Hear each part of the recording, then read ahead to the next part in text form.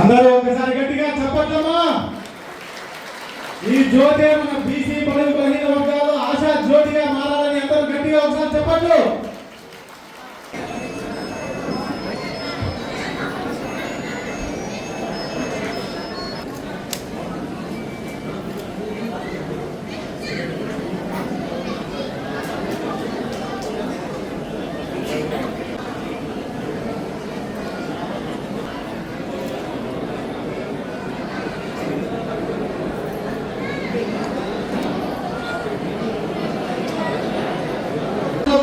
Human rights కాపాడడానికి ఉన్నాడు అంటే మన కర్ణాకర్ యాదవ్ అన్న గొప్పతనం అని చెప్పాలి. మామూలుగా అన్న ఇంటి పేరు తనగాని అన్నకు తన సాధన స్వాగతము. అలాగే పేదల కోసం, తాళిత పీడిత బడుగు బలహీన వర్గాల కోసం, బీసీల కోసం అంటూ ఒక పార్టీ ఉండాలని, అటువంటి ఒక పార్టీని భారత చైతన్య యోజన పార్టీ అనే ఒక పార్టీని నెలకొల్పి బీసీలను రాజ్యాధికారంలోకి తీసుకురావాలని అందరూ ఒకసారి చెప్పట్లమ్మా.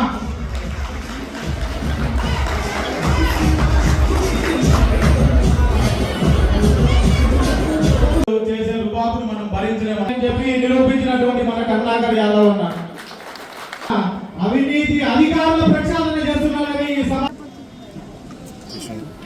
రాష్ట్ర కార్యదర్శి సుధాకర్ యాదవ్ అన్నను మాట్లాడవలసిందిగా కోరుకుంటున్నాను.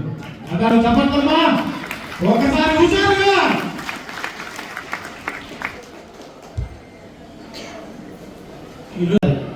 ఎంతలో పుచ్చకాయ ఇంత తీగినే ఉంటది అనమాట. తీగేమో చిన్నది, పుచ్చకాయ ఇంత లావుని ఉంటుంది, కానీ ఆ మాదిరి రెడ్డేమో ఇంతే ఉంటాడు. కానీ ఈ పుచ్చకాయ ఊరు ఇంత పెద్దదిన్నా కూడా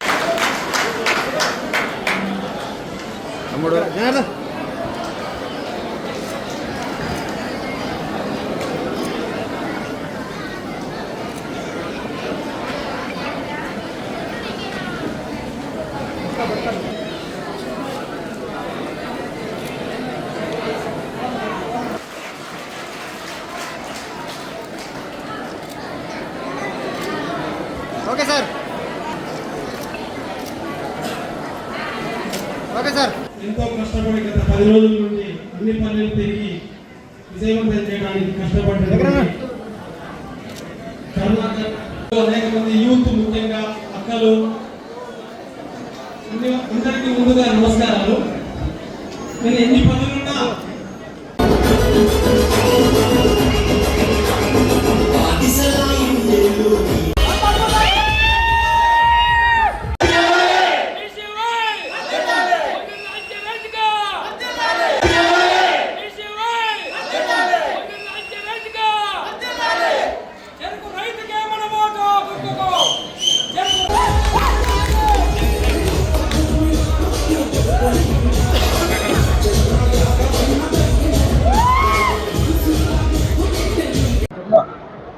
ఇక్కడ విచ్చేసిన పాత్రికేయ మిత్రులందరికీ హృదయపూర్వక నమస్కారాలు తెలియజేస్తూ, ఈరోజు సోదరులు కరుణాకర్ యాదవ్ గారి ఆధ్వర్యంలో నిర్వహించిన ప్రొద్దుటూరు బహుజనుల ధర్మ పోరాట సభకు విచ్చేసినందుకు చాలా ఆనందంగా ఉంది. ఈరోజు రాష్ట్ర వ్యాప్తంగా చూస్తుంటే ప్రధాన పార్టీలు ఎన్నికలకు సమాయత్తమవుతూ రకరకాలుగా తప్పుడు హామీలు ఇస్తూ రాష్ట్ర వ్యాప్తంగా ఈరోజు ప్రజలను, అన్ని వర్గాల ప్రజలను మభ్యపెట్టే కార్యక్రమం చేస్తున్నారు.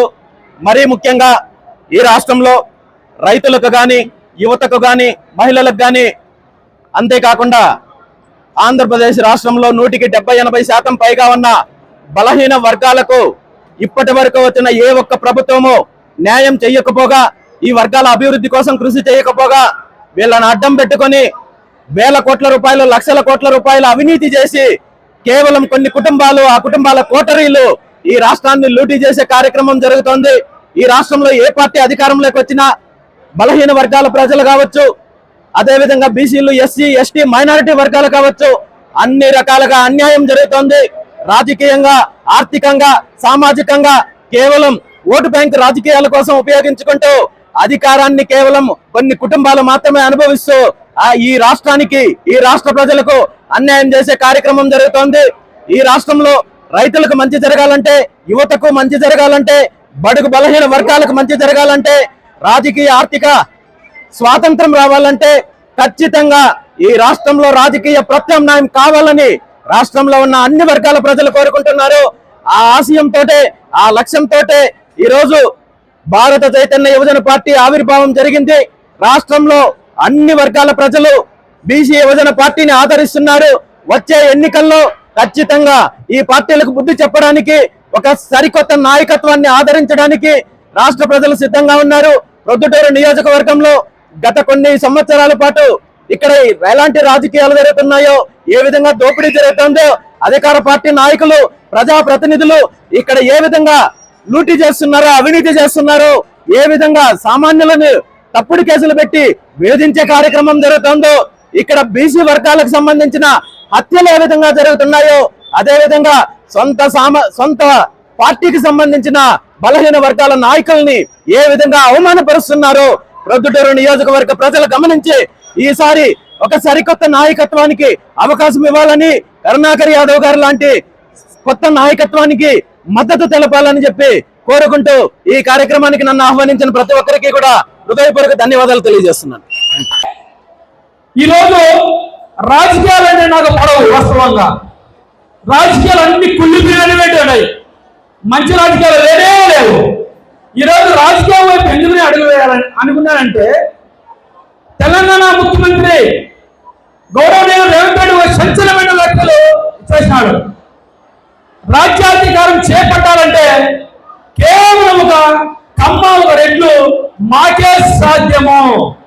ఎస్సీ, ఎస్టీ, బీసీ మైనార్టీలకు పాలించడం చేత కాదు.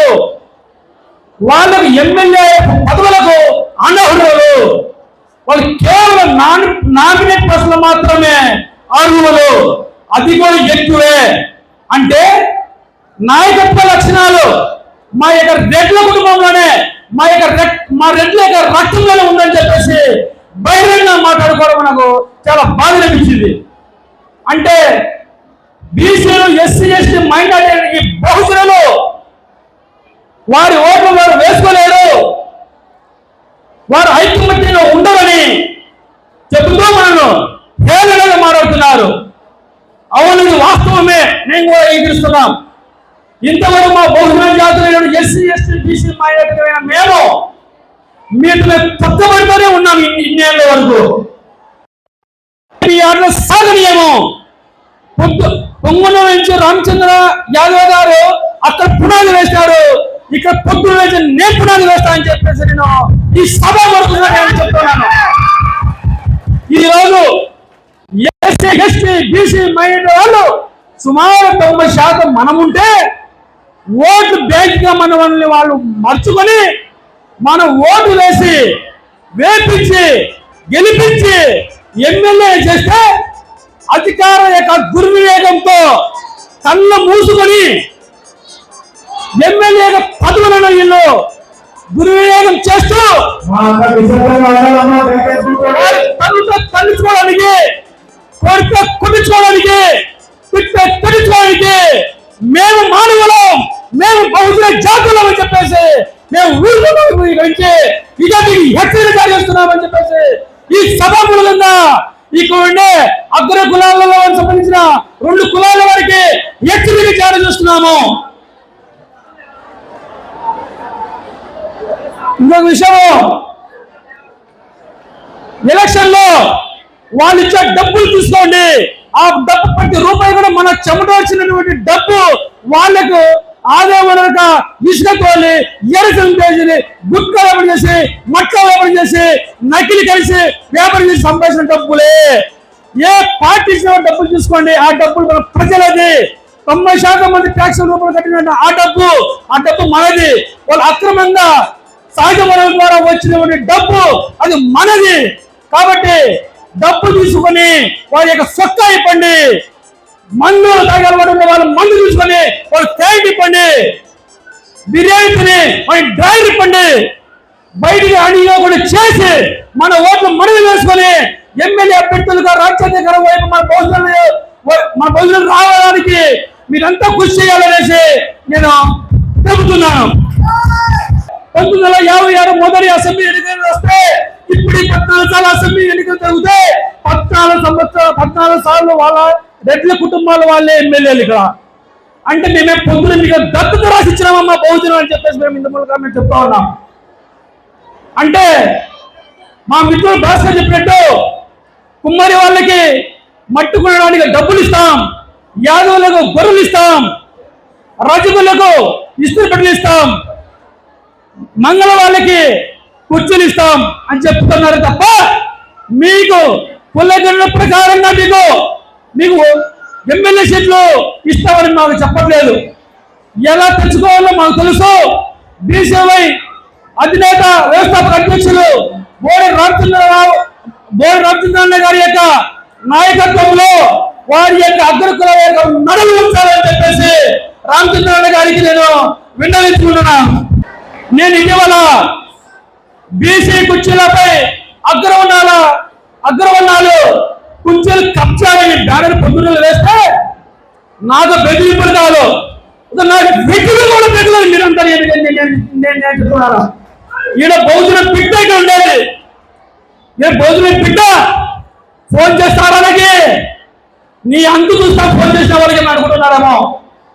నా పైన తప్పుడు కేసు పెట్టడానికి కుట్ర జరుగుతూ ఉంది. నేను చెప్తున్నా, నేను నాకు పబ్లిక్ ఇంటెలిజెన్స్ వ్యవస్థ నాకు కూడా ఉంది. మీ ఆర్డర్ సాగనీయమో తప్పు చేసి కేసు పెట్టు. చట్టపైన గౌరవంతో నేను శిరసా వహించి నేను సెల్యూట్ కొడతా. మీరు తప్పుడు కేసు పెట్టాలని చూస్తే ఆ అధికారికి హైకోర్టు మెట్లు ఇప్పించకపోతే వచ్చని పుత్రులు చెప్పేసి చెప్తా ఉన్నా. మీరు తప్పుడు కేసు ఒక కేసు పెడితే నేను 2 కేసులు పెడతా. తప్పే లేదు. నువ్వు తప్పు చేసి మేము తప్పు చేస్తా. ఓపెన్ గా చెప్తున్నా, తప్పు చేస్తే కేసు కట్టండి, చట్టానికి సెల్యూట్ చేస్తా. ఒక కేసు తప్పుడు కేసు పెడితే నేను 2 కేసులు కోర్టు ఎండార్స్మెంట్ తీసుకొచ్చి నీ 10 కేసులు కట్టించాలి నేను చెప్తా ఉన్నాను. కేసులు భయపడము, అదనము, బెదరము. ఈ కేసుల కోసము, నా కుటుంబ నేపథ్యం కోసము నీకు ఆలోచించి కానీ ఉండేవింటే ఈరోజు ప్రభుత్వంతో నేను రాజీనామా చేసేదాన్ని కూడా కాదు. నేను ఈరోజు నా యొక్క బహుజనుల పుత్రుల యొక్క కష్టాల కోసము, వారి యొక్క బాధల కోసము చూడలేక ఈరోజు ఈ బీసీవై రామచంద్ర నాయకత్వంలో నేను పనిచేయాలనేసి నేను డిసైడ్ అయినా. ఎందుకంటే ఈ పార్టీ కూడా బీసీ బహుజన వారి యొక్క సిద్ధాంతాలు ఉన్నాయి కాబట్టి. మా పైన గతంలో హత్యా ప్రయత్నాలు చేస్తే ఏమి జరిగిందో కళ్ళు కట్టిగా 2019 సంవత్సరంలో మీకు చాలా వరకు అందరికీ చూపించాను. ఇంకా ప్రజాక్షేత్రంలో తెలుసుకున్నామండి. ఎన్ని కేసులు పెట్టండి. రేపు నుంచే మా సమరం ఎస్సీ ఎస్టీ బీసీ లేక మైనార్టీ లేక బోధన లేక సమరము రేపు నుంచే శంఖం ఊపుతున్నామని చెప్పేసి మేము హెచ్చరిక జారీ చేస్తున్నాము.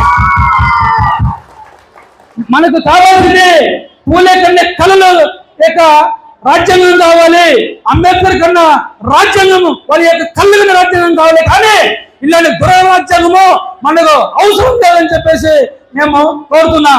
జాబ్ క్యాలెండర్లు ప్రతి సంవత్సరం జాబ్ క్యాలెండర్ అన్నారు. ఎక్కడ జాబ్ క్యాలెండర్ మీరు రిలీజ్ చేస్తున్నారు? సిపిఎస్ రద్దు చేసి మీరు జాబ్ క్యాలెండర్ మీరు సిద్ధమంటారా? ఇసుక మాఫియా తయారు చేసినందుకు మీరు సిద్ధమంటారా? అన్నిటికీ సిద్ధం. ఏదో సిద్ధం. రాజధాని లేనందుకు సిద్ధమా? మద్యపానంలో నిజాలు చేరేందుకు సిద్ధమా? జాబ్ క్యాలెండర్ రిలీజ్ చేయనందుకు సిద్ధమా? దళితులైనటువంటి వారిపై దాడులు చేసి వాళ్ళు చంపుతున్నారే. ఎమ్మెల్సీ అనంతబాబు ఒక ఎస్సీ ఒక డెలివరీ సుబ్రహ్మణ్య వ్యక్తి డోర్ డెలివరీ ఇచ్చినారే, దానికి సిద్ధం అనేసి మేము అడుగుతున్నాం. మీ ఆటలు ఎక్కువ సాధనీయమో ఈ పొద్దురు మీకు దత్తత కూడా ఇవ్వలేదు అని చెప్తా ఉన్నాను. ఇంకా రాష్ట్రానికి వస్తే కేవలం కమ్మలు రెడ్లు ఈ 2 కులాలే అక్కడ పాలిస్తా ఉన్నాయి. ఇక్కడ చూస్తే రెడ్లు పాలిస్తా ఉన్నాయి. 90% ఉన్న మనలను మన ఓట్లు మనం వేపించుకొని మన వారి అఖండమైన మెజారిటీ గెలిపించి వాళ్ళ రాజ్యాధికారం నుంచి దించాలనేసి నేను వేడుకుంటున్నాను. సున్నపోతుకి గడ్డి వేస్తే పాలిస్తుందా? ఇవ్వదు. అగ్ర కులాలలో ఈ 2 కులాలలో మేము ఓట్లేస్తే మనం పాలించదు, తన్నుతుంది. సరైన పాలన కావాలంటే ఎనుముకు మేలేస్తే పాలిస్తుంది, కానీ దున్నపట్లు మేతేస్తే పాలు ఇవ్వాలని చెప్పేసి నేను చెప్తున్నాను. ఇటీవల కాలంలో నేను గమనించిన విషయం ఏంటంటే, భోజనాలు జాతిగత నుంచి ఏదో ఒక పదవి ఇవ్వాలంటే ఆ పదవి ఉదాహరణ ఒక యాదవ్ అంటే ఎక్స్ అనే ఒక యాదవ్ ఇద్దరు కూర్చోబెట్టి నువ్వు ఎంత ఇస్తావని సవాలు పడేస్తారు ఒక పదవికి. నీ కోటి అంటే అతను కోటి ఇస్తాను, 2 కొట్టడాడు, అలా 3 కొట్టడాడు. అక్కడ నచ్చేది కూడా మన బహుజన జాతులే. అంటే మనకిచ్చే 1.5 పదవులు కూడా వేలం పాట వేసి అమ్ముకుంటున్నారు. ఈరోజు నేను చెప్తున్నాను, రాజ్యాంగం కల్పించబడిన ఆర్టికల్ 71 ప్రకారంగా మన స్వేచ్ఛగానే గౌరవప్రదం జీవించమని చెప్తా ఉంది. ఈరోజు ఒక పుట్టుకలో ఎమ్మెల్సీ రమేష్ యాదవ్ గారికి ఒక ఎమ్మెల్సీ పదవి ఇస్తే అతను హక్కులు కోల్పోయినాడు. ఈరోజు అతను హక్కులు కోల్పోయినాడు. ఎమ్మెల్సీ పదవి ఇవ్వకపోయినా కూడా అతని హక్కులు ఉండేటేమో. ఎందుకు అతని హక్కులు కోల్పోయినాడంటే, ఇక్కడ నాడు వాళ్ళు ఎమ్మెల్సీ రమేష్, ఇక్కడ ఎమ్మెల్సీ రమేష్ గారిని ఒక్కరిని తొక్కడం లేదు. మీరు గుర్తించవలసిన విషయం ఒకటి విన్నపం. మేము ఎమ్మెల్సీ రమేష్ యాదవ్ అనే వ్యక్తి ఒక బహుజనుడు కాబట్టి అతను రాజకీయంగా ఎదుగుతా అవుతే బహుజనులు అంతా రాజకీయంగా బలపడతారని చెప్పేసి అతను తొక్కుతున్నారని చెప్పేసి సందర్భంగా నేను మీకు చెప్తా ఉన్నాను. కాబట్టి మీ ఆట సాధనీయము. ఆ రోజు నేను చెప్తున్నాను, ఆ రోజు స్వాతంత్ర సమరం కోసము ఎంతో మంది పోరాటం చేసి మన స్వాతంత్రం వచ్చింది. ఒక ట్రైన్లో గాంధీ మహాత్ములు పోతా ఉంటే గాంధీజీ గారిని బ్రిటిష్ వారు నా నల్లతరని చెప్పి తొక్కితే నా నల్ల జాతీయులు ఎంత అవస్థ పడుతున్నారని చెప్పి స్వాతంత్ర సమర యుద్ధానికి పిలుపునిస్తే ఆ రోజు స్వాతంత్రం సంపాదించుకున్నాం. ఈరోజు అటువంటి యుద్ధం మళ్ళీ చేయాలి. ఎవరు రెడ్లకు తమను ఒకవైపు, ఎస్సీ ఎస్టీ బీసీ మైనారిటీ వారు ఎంత ఒకవైపు, వీళ్ళందరికీ అడ్డుకట్ట వేయాలి. ఆ రోజు బ్రిటిష్ వాళ్ళతో మనము స్వాతంత్రం కోసము తెల్లదొరలతో యుద్ధం ప్రకటించాము. ఈ రోజు అగ్రవర్ణ కులాలైన ఈ 2 కులాల పైన మరొక స్వాతంత్రం కోసం మనం పోరాటం చేసిన సమయము ఆసన్నమైంది. మిత్రులారా, ఈ అగ్రవర్ణ కులాలలో బ్రాహ్మణ, క్షత్రియ, వైశ్య, కాపు వీళ్ళ పేరుకి అగ్రవర్ణ కులాలు, వీళ్ళకు పేరుకి అగ్రవర్ణ కులాలు, కానీ పరిపాలన మధ్య 6 కులాల మధ్యనే ఉంది. కాబట్టి అగ్రవర్ణ కులాలలో ఈ 4 కులాలు కూడా మా భోజనాల జాతులతో ఏకమై మనమంతా భోజనంలో వైపున మనం అడుగులు వేసి బాధ్యత అందరిపైన ఉంది.